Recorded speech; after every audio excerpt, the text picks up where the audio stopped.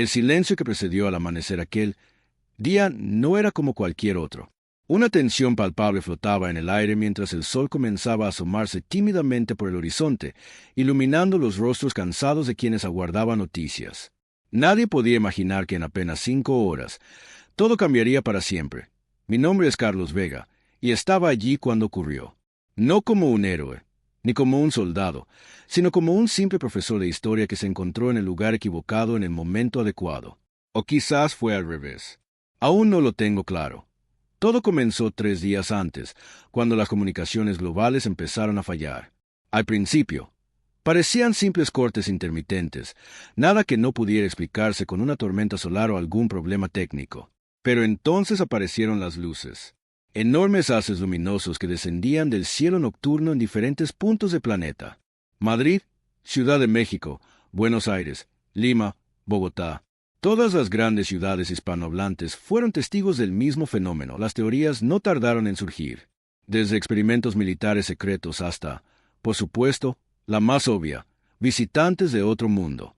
Las redes sociales que aún funcionaban se llenaron de videos, de testimonios, de miedo. El pánico comenzó a extenderse como una enfermedad.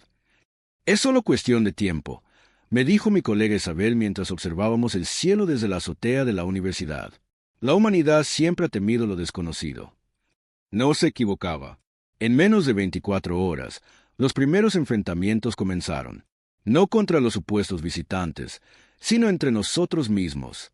El miedo nos volvió contra nuestros propios vecinos, contra cualquiera que pareciera diferente o sospechoso. Las tiendas fueron saqueadas, las calles se volvieron peligrosas. Mi hermano Alejandro, capitán en el ejército, me llamó aquella noche. Su voz sonaba tensa, controlada. Carlos, está movilizando a todas las unidades.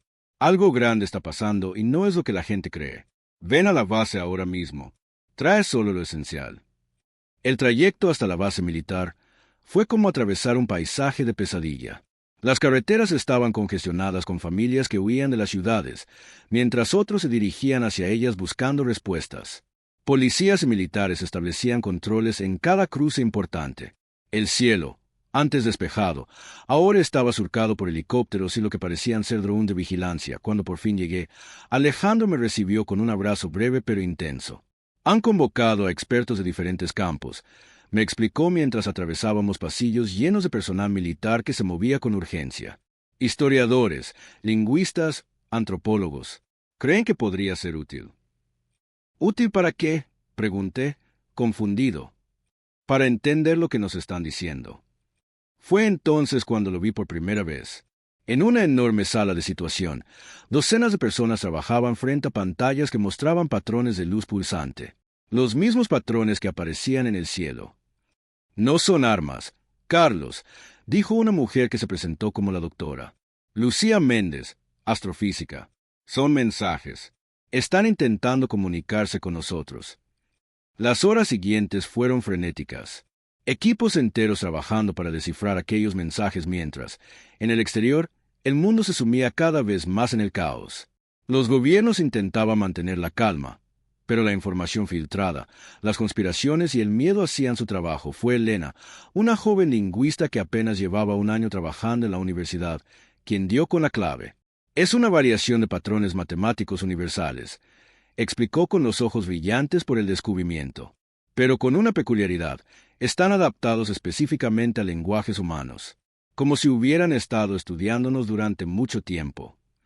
El mensaje, una vez descifrado, era tan simple como aterrador. Prepárense. No están solos.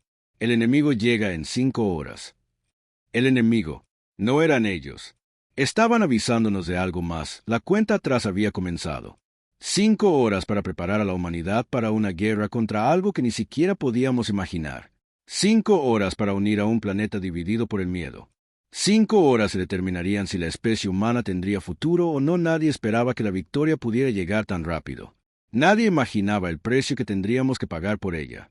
Y sobre todo, nadie estaba preparado para descubrir que el verdadero enemigo no venía de las estrellas, sino de nuestro propio pasado olvidado. Esta es la historia de esas 5 horas que cambiaron el destino de la humanidad para siempre. Y comienza ahora.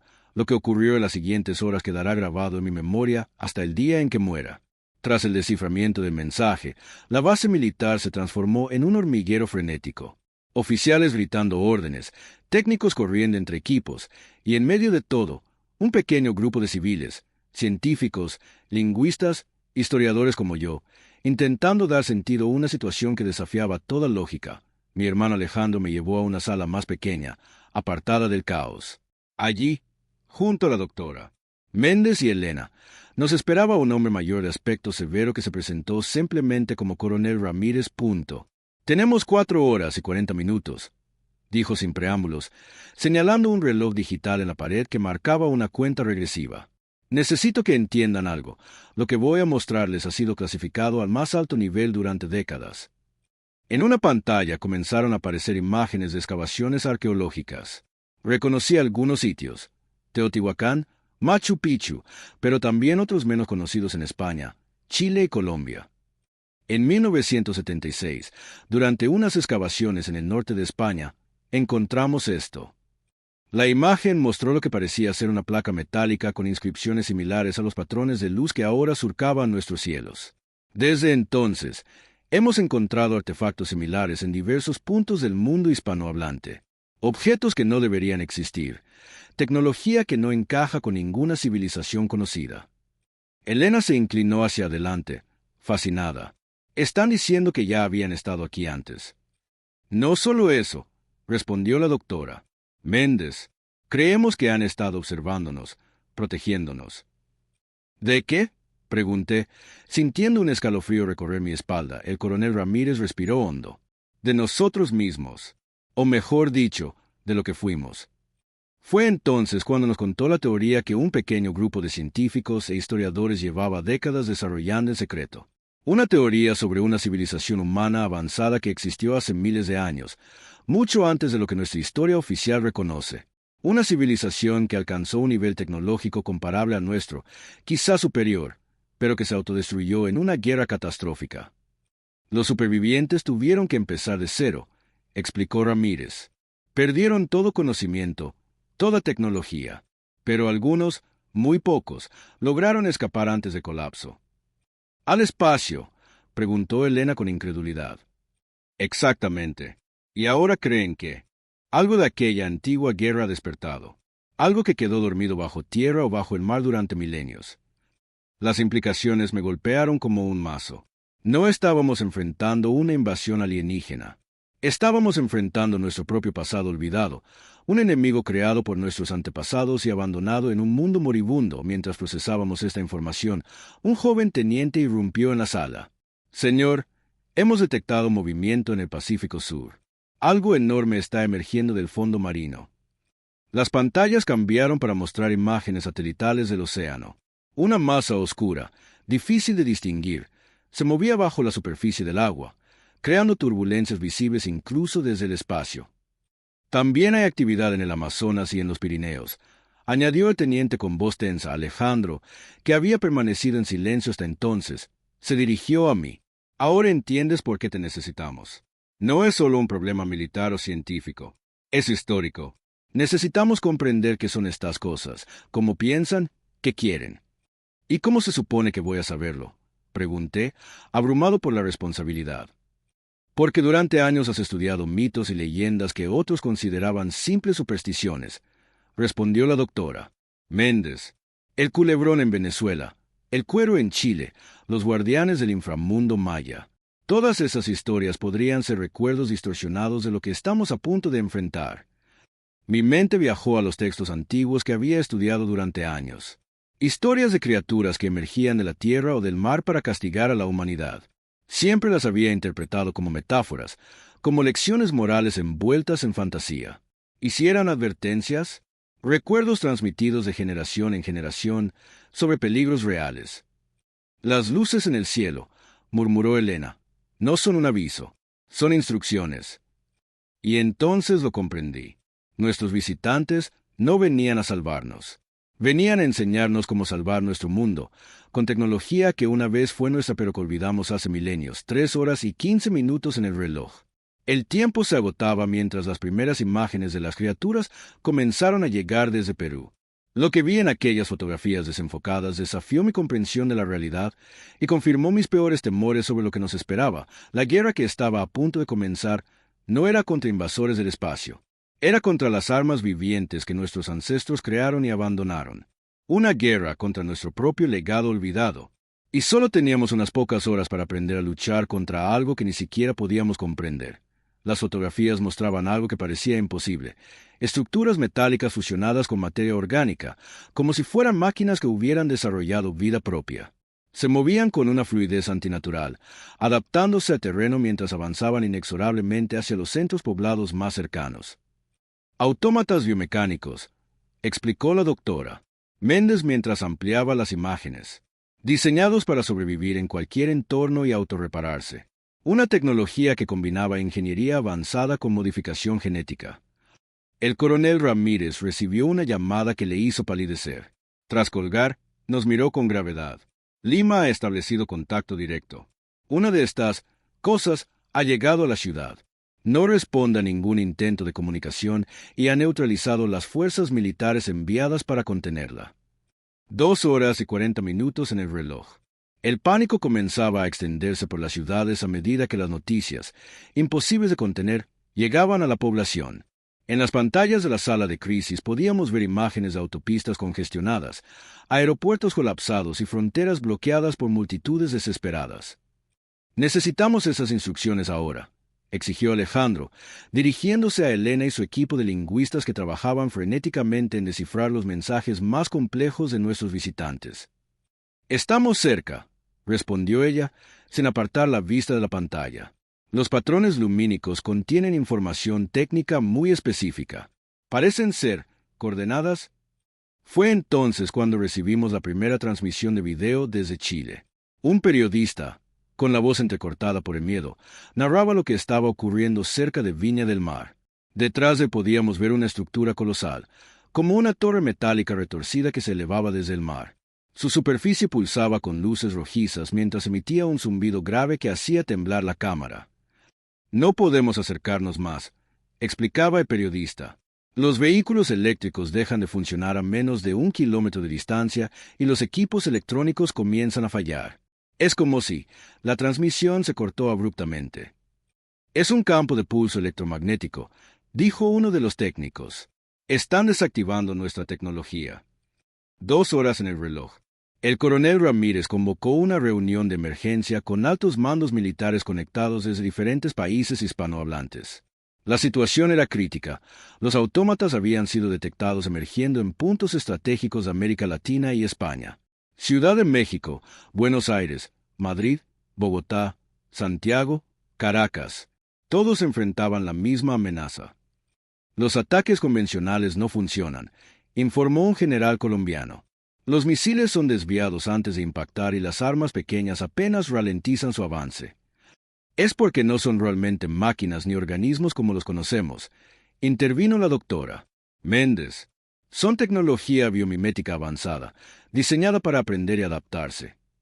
Mientras los militares discutían estrategias, Elena me llamó a su estación de trabajo. «Carlos, mira esto», dijo, señalando un conjunto de símbolos que había logrado aislar de las transmisiones. «¿No te resultan familiares?» Los observé detenidamente. Tenían un aire similar a algunos petroglifos que había estudiado años atrás, encontrados en cuevas prehistóricas desde la Patagonia hasta el norte de España. Símbolos que los arqueólogos habían atribuido a cultos solares primitivos. «Son coordenadas antiguas», murmuré, sintiendo que estábamos al borde de un descubrimiento crucial. «No señalan lugares, señalan frecuencias». 1 hora y 20 minutos. Las primeras bajas civiles comenzaron a reportarse, no por ataques directos de los autómatas, sino por el caos y el pánico. Hospitales desbordados, infraestructuras colapsadas, sistemas de comunicación intermitentes. «Lo tenemos», exclamó Elena de repente. «No son instrucciones para destruir a estas cosas. Son instrucciones para comunicarse con ellas». La revelación cayó sobre la sala como un manto de silencio. No estábamos enfrentando armas autónomas sin control. Estábamos enfrentando a guardianes, centinelas programados para despertarse ante ciertos desencadenantes. Y ahora estaban siguiendo protocolos antiguos de miles de años, protocolos que nadie recordaba cómo desactivar. Los visitantes no pueden intervenir directamente, explicó Elena. Hay algún tipo de pacto o restricción que se lo impide. Por eso nos envían la información en vez de actuar ellos mismos. 50 minutos. Un plan desesperado comenzó a tomar forma. Utilizando las frecuencias que habíamos identificado, podríamos intentar establecer comunicación con los autómatas, no para destruirlos, sino para reconfigurar sus órdenes. Es una locura, protestó Alejandro. Ni siquiera sabemos si estas cosas pueden ser reprogramadas. No tenemos alternativa, respondí. Si fueron creados por humanos, deben tener algún protocolo de seguridad, algún código maestro que pueda desactivarlos. En las pantallas, veíamos cómo las enormes estructuras comenzaban a desplegarse, transformándose en lo que parecían ser torres de comunicación. No estaban atacando, estaban preparándose para algo más. Están estableciendo una red, murmuró la doctora. Méndez, como si quisieran conectarse entre sí. 30 minutos. Los equipos técnicos trabajaban a contrarreloj para adaptar nuestros sistemas de comunicación a las frecuencias identificadas. En cada país afectado, científicos y militares coordinaban sus esfuerzos en una colaboración sin precedentes. Tendremos una sola oportunidad, advirtió el coronel Ramírez. Si fallamos, o si interpretamos mal el mensaje, no necesitó terminar la frase. Todos sabíamos lo que estaba en juego. En ese momento, algo inesperado ocurrió. Las luces en el cielo, que habían estado pulsando constantes desde hacía días, cambiaron su patrón. Se intensificaron, formando lo que parecía ser un mensaje final, urgente. «Están llegando», tradujo Elena, con la voz quebrada por la tensión. «¿Quiénes?», preguntó alguien. La respuesta llegó antes de que Elena pudiera hablar. En todas las pantallas de la sala, las imágenes satelitales mostraron un fenómeno imposible. Aperturas luminosas en la atmósfera superior, como heridas en el tejido mismo del cielo. «No son portales», explicó la doctora. Méndez con asombro. «Son ventanas temporales». 10 minutos en el reloj. Los autómatas, como respondiendo a una señal invisible, detuvieron su avance simultáneamente. Sus estructuras comenzaron a reconfigurarse nuevamente, esta vez orientándose hacia el cielo, hacia las aperturas que se expandían sobre cada continente. «Es ahora o nunca», dijo Alejandro, poniendo su mano sobre mi hombro. En sus ojos vi algo que nunca había visto antes, miedo puro, pero también determinación. 5 minutos. Los sistemas estaban listos. La señal, basada en las coordenadas frecuenciales descifradas de los mensajes de nuestros visitantes, estaba preparada para ser transmitida globalmente, dirigida directamente a los autómatas. 3 minutos. Las aperturas en el cielo se expandieron, revelando lo que parecía ser otro cielo, otro mundo al otro lado. Y entonces los vimos, naves, diferentes a cualquier cosa imaginada en nuestras ficciones. Orgánicas, fluidas, como si estuvieran vivas. 1 minuto. El coronel Ramírez dio la orden final. «Transmitan». La señal fue enviada. Todo el mundo contuvo la respiración mientras los segundos pasaban con una lentitud insoportable. 30 segundos. Los autómatas comenzaron a emitir un sonido, como un canto metálico que reverberaba a través del aire, a través de la tierra misma. Un sonido que parecía despertar algo dormido en lo más profundo de nuestra memoria colectiva. 10 segundos. Las naves comenzaron a descender a través de las aperturas. 5 segundos. Los autómatas dejaron de moverse por completo, como estatuas congeladas en medio de una transformación. 1 segundo. Y entonces ocurrió. 1 segundo. Y entonces ocurrió. La señal transmitida alcanzó a los autómatas, pero su efecto no fue el que esperábamos. En lugar de desactivarse, las máquinas ancestrales emitieron un pulso de energía que se extendió como una onda expansiva, inocua para los humanos pero devastadora para la tecnología. En cuestión de segundos, toda la red eléctrica mundial colapsó. Pantallas apagadas, sistemas de comunicación mudos, vehículos detenidos. Un apagón global. «¿Qué demonios ha pasado?», gritó Alejandro, mientras las luces de emergencia de la base, alimentadas por generadores independientes, parpadeaban intentando estabilizarse. Elena, iluminada apenas por la luz rojiza de emergencia, revisaba frenéticamente sus notas. «Algo está mal. La señal la interpretamos incorrectamente». «O tal vez», intervino la doctora. Méndez con voz sombría, «la interpretamos exactamente como querían que lo hiciéramos». Un técnico entró corriendo en la sala de control. Coronel, las comunicaciones por radio de onda corta siguen funcionando. Estamos recibiendo informes. Las naves, señor, no están atacando los autómatas. ¿Qué están haciendo?, preguntó Ramírez. Están conectándose con ellos. Salimos al exterior de la base para observar el cielo con nuestros propios ojos. Lo que vimos desafió toda comprensión. Las naves, ahora claramente visibles, se acoplaban a las estructuras desplegadas por los autómatas en una danza perfectamente coordinada. No era un combate, era una reunión. No lo entiendo, murmuré, sintiendo que nos faltaban piezas cruciales del rompecabezas. ¿Por qué avisarnos de peligro si no venían a ayudarnos a combatirlo?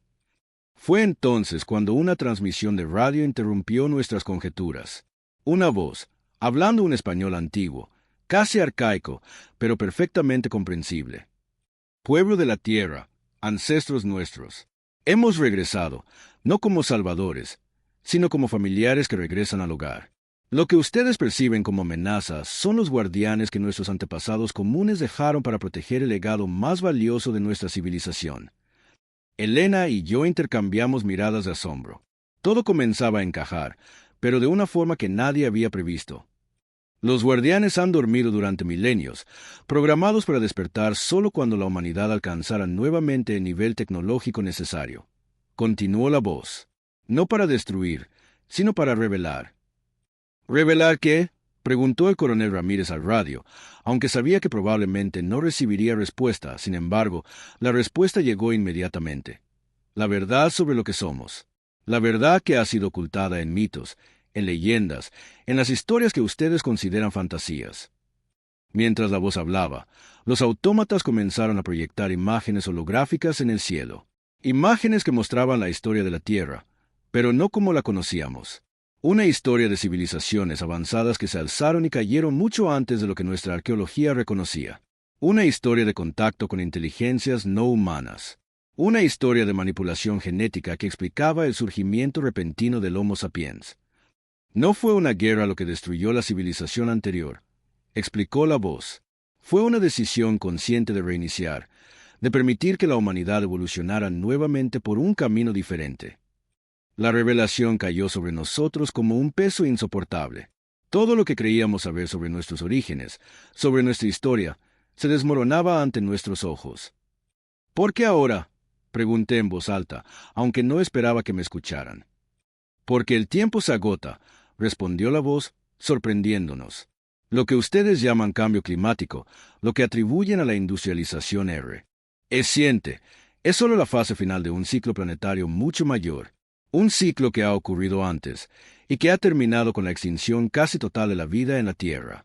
La última vez, nuestros ancestros comunes tuvieron que abandonar el planeta. Esta vez, esperamos que podamos salvarlo juntos. Esta revelación cambió completamente el escenario. No estábamos enfrentando una invasión ni una guerra. Estábamos presenciando un intento desesperado de reunificación de dos ramas de la humanidad separadas durante milenios, unidas ahora por la necesidad de salvar nuestro planeta de una catástrofe inminente que ninguna de las dos podía enfrentar sola. Pero entonces, un nuevo desarrollo complicó aún más la situación. Mientras la voz seguía explicando la gravedad de la crisis planetaria, uno de los técnicos de comunicaciones se acercó corriendo al coronel Ramírez. «Señor, estamos detectando lanzamientos de misiles intercontinentales», informó con voz temblorosa. Múltiples potencias mundiales han interpretado la llegada de las naves y el apagón global como el inicio de una invasión. Están respondiendo con todo su arsenal nuclear. El rostro de Ramírez se endureció. ¿Cuánto tiempo tenemos? Menos de 20 minutos hasta los primeros impactos. La ironía era devastadora.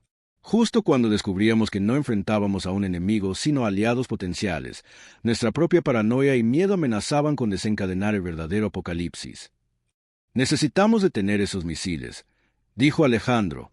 «Si impactan contra las naves o los autómatas». No necesitó terminar la frase. Todos entendíamos las implicaciones catastróficas. «No podemos», respondió el coronel Ramírez. «Con el apagón global, hemos perdido toda capacidad de comunicación con los centros de mando. No hay forma de convencer a nadie de que aborte el ataque».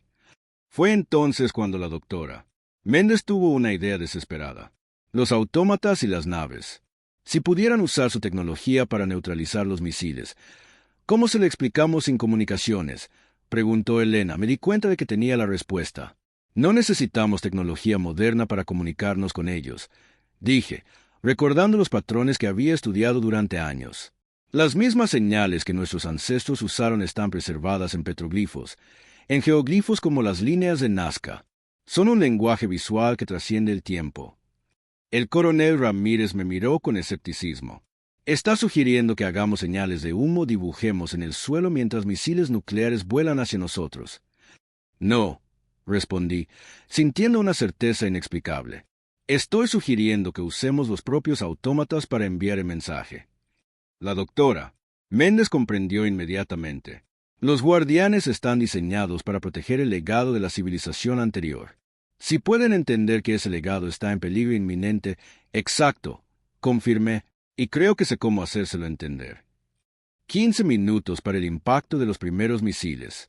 Con la ayuda de Elena y su conocimiento de los patrones descifrados, improvisamos un mensaje utilizando reflectores y material fosforescente, creando símbolos enormes en el campo abierto junto a la base militar. 10 minutos. Los autómatas más cercanos parecieron notar nuestra actividad. Comenzaron a reorientarse hacia nosotros, escaneando los símbolos que habíamos creado. 5 minutos. Un silencio tenso se apoderó de todos mientras esperábamos alguna reacción. ¿Habían entendido nuestro mensaje desesperado? ¿O habíamos condenado a la humanidad con nuestra arrogancia al intentar manipular tecnología que no comprendíamos? 3 minutos. De repente, todas las naves y autómatas alrededor del mundo cambiaron su configuración simultáneamente. Sus estructuras se expandieron, creando una red interconectada que parecía abarcar toda la superficie terrestre. 1 minuto. El cielo comenzó a brillar con un resplandor azulado, pulsante, como una aurora boreal global. La energía emanada por la red de naves y autómatas era casi palpable, erizando nuestra piel. 30 segundos. Los radares improvisados que habíamos conseguido hacer funcionar mostraban los misiles acercándose inexorablemente. 10 segundos.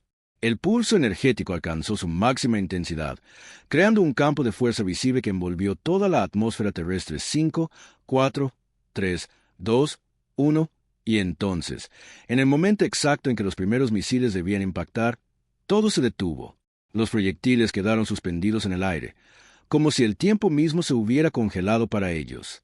Después, lentamente, comenzaron a desintegrarse, convirtiéndose en partículas luminosas que se dispersaron inofensivamente en la atmósfera. El ataque nuclear había sido neutralizado. Pero lo que vino después cambió para siempre nuestra comprensión del universo y nuestro lugar en él. El ataque nuclear había sido neutralizado. Pero lo que vino después cambió para siempre nuestra comprensión del universo y nuestro lugar en él. Las naves descendieron finalmente, tocando tierra por primera vez en miles de años. De ellas emergieron figuras humanas, indistinguibles de nosotros excepto por un sutil resplandor en sus ojos, un azul eléctrico que parecía contener la sabiduría de edades. Les debemos una explicación completa, dijo una mujer que se presentó como Alana, aparentemente la líder de este grupo de humanos que regresaban. Su español era perfecto, aunque con un acento imposible de ubicar. Nuestros mensajes fueron deliberadamente ambiguos, y por ello pido disculpas. El coronel Ramírez, aún cauteloso pero consciente de que les debíamos la vida, asintió secamente. ¿Por qué la ambigüedad? ¿Por qué no simplemente decirnos quiénes eran desde el principio? Alana sonrió con tristeza. Porque necesitábamos ver cómo reaccionarían. Si respondían con agresión inmediata, sabríamos que la humanidad no había cambiado, que seguía dominada por el mismo miedo y la misma violencia que casi destruyó nuestro mundo común en el pasado. Fue una prueba, murmuró Elena, comprendiendo finalmente. Una prueba necesaria, confirmó Alana. Lo que está en juego es demasiado importante para arriesgarnos a cometer los mismos errores. Durante las horas siguientes, mientras el mundo intentaba adaptarse al apagón tecnológico y procesaba la aparición de nuestros primos estelares, como algunos comenzaron a llamarlos, aprendimos la verdadera naturaleza de nuestra historia compartida.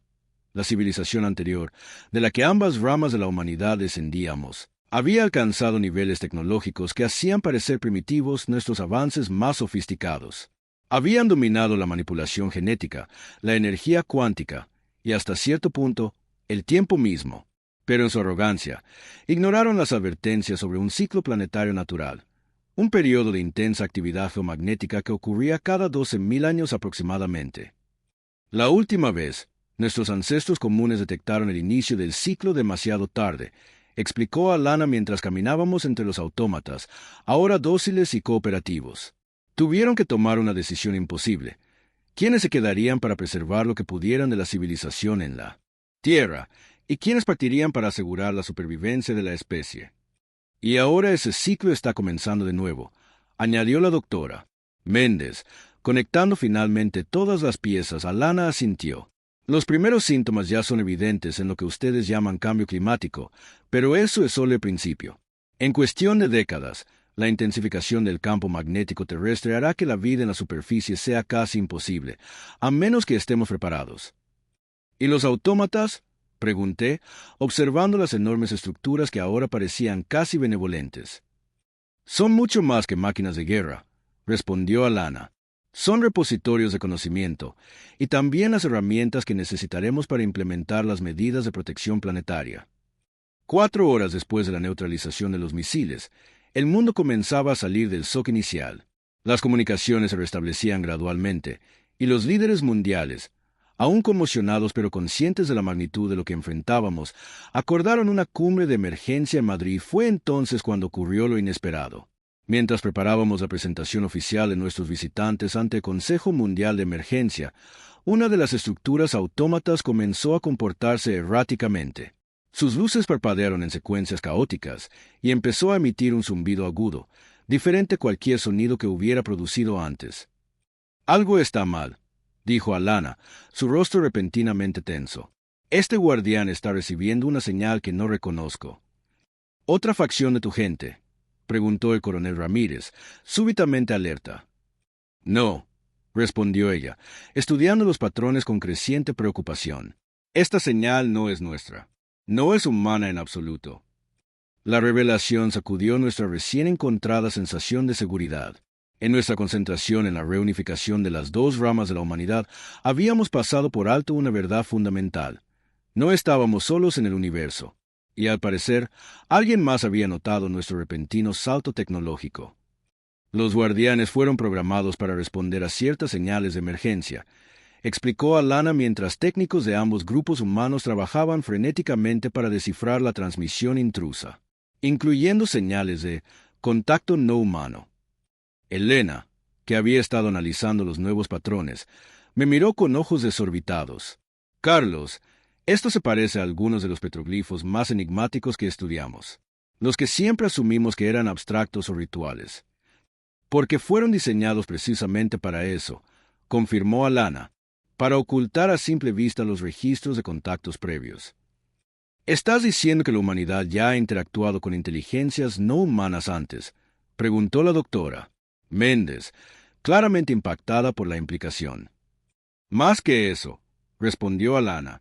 «Estoy diciendo que la razón por la que nuestros ancestros dividieron a la humanidad, por la que algunos se quedaron y otros partieron, no fue solo por el ciclo geomagnético.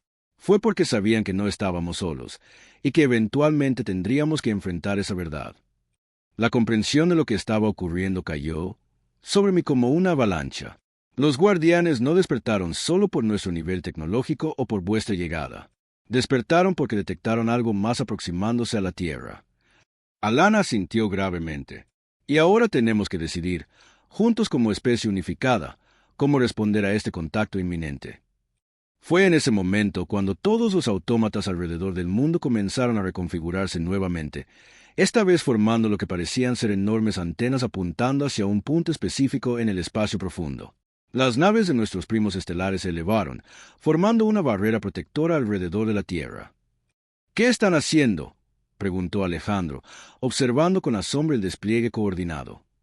«Están estableciendo un perímetro defensivo», respondió uno de los técnicos llegados con Alana. «Y también están enviando una respuesta». «¿Qué tipo de respuesta?», preguntó el coronel Ramírez. Alana me miró, y en sus ojos vi una mezcla de miedo y determinación que reflejaba perfectamente lo que todos sentíamos. «La única respuesta posible. Estamos anunciando que la humanidad está unida de nuevo, que conocemos nuestra historia verdadera, y que estamos preparados para lo que venga». Las 5 horas habían pasado casi sin que nos diéramos cuenta. Lo que había comenzado como una aparente invasión alienígena se había transformado en una reunificación de la familia humana, y ahora, en el umbral de un contacto auténticamente extraterrestre, la guerra que temíamos nunca ocurrió, al menos no entre nosotros. La victoria no fue sobre un enemigo externo, sino sobre nuestros propios miedos, sobre nuestra ignorancia de nuestro pasado compartido. En solo 5 horas, la humanidad había pasado de estar al borde de la autodestrucción a estar unida como nunca antes, preparada para enfrentar lo desconocido con un renovado sentido de propósito y solidaridad. Mientras observábamos el cielo nocturno, ahora iluminado por la red de naves y autómatas, sentí que estábamos presenciando no el fin de una historia, sino el verdadero comienzo de la historia humana. Una historia que, por primera vez en milenios, escribiríamos juntos, con plena conciencia de quienes éramos y de nuestro lugar en un universo mucho más grande y extraño de lo que jamás habíamos imaginado, y entonces, como respondiendo a un pensamiento no expresado, todos los sistemas tecnológicos del planeta volvieron a la vida simultáneamente. Pantallas, comunicaciones, infraestructuras, todo funcionando de nuevo, pero de alguna manera diferente, mejorado. Un regalo de despedida, explicó Alana con una sonrisa enigmática. Tecnología compatible con la vuestra, pero optimizada para resistir lo que viene. ¿Y qué viene exactamente?, preguntó Elena. Alana miró hacia el cielo, donde ya se percibía un sutil cambio en las estrellas, un patrón nuevo que ningún astrónomo terrestre había documentado jamás. Eso, dijo simplemente, es algo que tendremos que descubrir juntos. El mensaje final de nuestros visitantes no humanos llegó al amanecer del día siguiente, no como una amenaza, sino como una invitación. Una invitación que cambiaría para siempre el curso de la historia humana, y que nos llevaría a las estrellas no como colonizadores o conquistadores, sino como iguales en una comunidad cósmica que apenas comenzábamos a vislumbrar. La guerra que todos temíamos jamás ocurrió. En su lugar, encontramos algo mucho más valioso, nuestro verdadero origen, nuestro destino compartido, y la promesa de un futuro que trascendía todo lo que habíamos soñado posible, todo en apenas 5 horas que cambiaron el mundo para siempre. Han pasado 6 meses desde aquella mañana que cambió el curso de la humanidad. 6 meses desde que aprendimos nuestra verdadera historia y recibimos el mensaje que confirmaba que no estamos solos en el universo. El mundo que conocíamos se transformó por completo, pero no de la manera catastrófica que temíamos. Camino por las calles de Madrid, ahora salpicadas de nuevo. Hace estructuras que armonizan perfectamente con la arquitectura centenaria de la ciudad. Estructuras creadas por los autómatas que alguna vez temimos, convertidos ahora en nuestros aliados en la gran empresa de preparar la Tierra para el inminente ciclo geomagnético. La Plaza Mayor, donde me he citado con Elena e Isabel, está repleta de gente. Turistas y locales se mezclan con algunos de nuestros primos estelares que decidieron quedarse y ayudar en la transición. Resulta casi imposible distinguirlos, salvo por ese brillo característico en sus ojos y por su manera más pausada de hablar, como si cada palabra fuera el resultado de una profunda reflexión. Carlos, me llama Elena desde una de las terrazas. Está sentada junto a Isabel y, para mi sorpresa, también está Alana. Llegas tarde, como siempre, bromea Isabel mientras me siento. Estábamos comentando los últimos hallazgos en Atapuerca. El yacimiento de Atapuerca, como muchos otros sitios arqueológicos alrededor del mundo, había adquirido un nuevo significado. Lo que creíamos eran simples cuevas prehistóricas resultaron ser entradas a complejos más profundos, construidos por la civilización anterior, donde se habían preservado tecnologías y conocimientos que apenas empezábamos a comprender. La sincronización de los repositorios está casi completa, comenta Alana, refiriéndose al masivo proceso de transferencia de conocimiento entre las bases de datos de los autómatas, la tecnología de nuestros visitantes y los sistemas terrestres. Pronto tendremos acceso a la historia completa, no solo de la humanidad, sino de todos los contactos previos. ¿Alguna novedad sobre el mensaje?, pregunto, refiriéndome a la misteriosa invitación recibida de la inteligencia no humana. Alana sonríe con esa expresión enigmática que siempre adopta cuando habla del tema. El Consejo Unificado ha decidido enviar una respuesta afirmativa. Una delegación conjunta de terrestres y retornados viajará al punto de encuentro dentro de 2 meses. La noticia me deja sin aliento. Aunque se rumoreaba que este sería el siguiente paso, escucharlo confirmado lo hace mucho más real. ¿Sabes quiénes irán? Tu hermano Alejandro está entre los candidatos, responde Isabel. Su experiencia militar combinada con su adaptabilidad lo hacen ideal para el primer contacto formal. No puedo evitar sentir orgullo mezclado con preocupación. Alejandro había sido uno de los primeros en aceptar y adaptarse a nuestra nueva realidad, trabajando incansablemente como enlace entre las fuerzas militares terrestres y los equipos técnicos de los retornados. ¿Y qué hay de ti, Carlos?, pregunta Elena con una sonrisa que sugiere que ya conoce la respuesta. Me han ofrecido dirigir el nuevo Instituto de Historia Unificada. Respondo, aún asimilando la magnitud de esta responsabilidad. Parece que mis años estudiando mitos y leyendas fantásticas finalmente tienen sentido. Siempre tuvieron sentido, interviene Alana, su mirada fija en el horizonte donde uno de los autómatas reconfigura la infraestructura energética de la ciudad. Solo nos faltaba el contexto para entenderlo. El contexto. Esa palabra resume perfectamente lo que hemos ganado en estos meses. No solo tecnología o protección contra el inminente ciclo geomagnético, sino una nueva perspectiva sobre quiénes somos y de dónde venimos.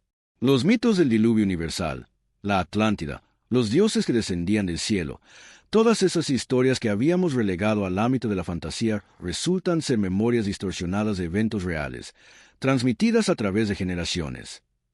¿Sabes qué es lo más irónico?, comenta Isabel mientras observamos a un grupo de niños jugando con pequeños autómatas de compañía, diseñados específicamente para educar a las nuevas generaciones. Temíamos una guerra que nunca llegó, y en cambio, encontramos la paz que nunca supimos que necesitábamos. Tiene razón. La unificación de la humanidad, acelerada por estos eventos extraordinarios, ha traído consigo cambios que ninguna revolución social o política había logrado antes.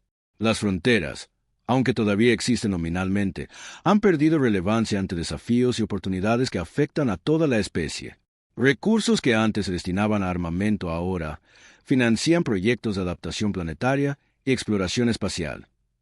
A veces me pregunto, dice Elena, expresando un pensamiento que muchos compartimos, si todo esto estaba planeado desde el principio, si nuestros ancestros sabían exactamente cómo y cuándo volveríamos a reunirnos. Alana guarda silencio por un momento, como considerando cuánto puede o debe revelar. La historia nunca es tan sencilla, responde finalmente, pero tampoco es tan caótica como parece. Digamos que sembraron semillas, con la esperanza de que florecieran en el momento adecuado. Mientras el sol comienza a ponerse sobre Madrid, iluminando con tonos dorados la ciudad antigua y sus nuevas adiciones, reflexiono sobre lo mucho que ha cambiado y lo mucho que sigue igual. Seguimos siendo humanos, con nuestras contradicciones y limitaciones, pero ahora con una comprensión más profunda de nuestro lugar en el cosmos y nuestras responsabilidades hacia el futuro. La guerra que todos temíamos resultó ser una reunión familiar.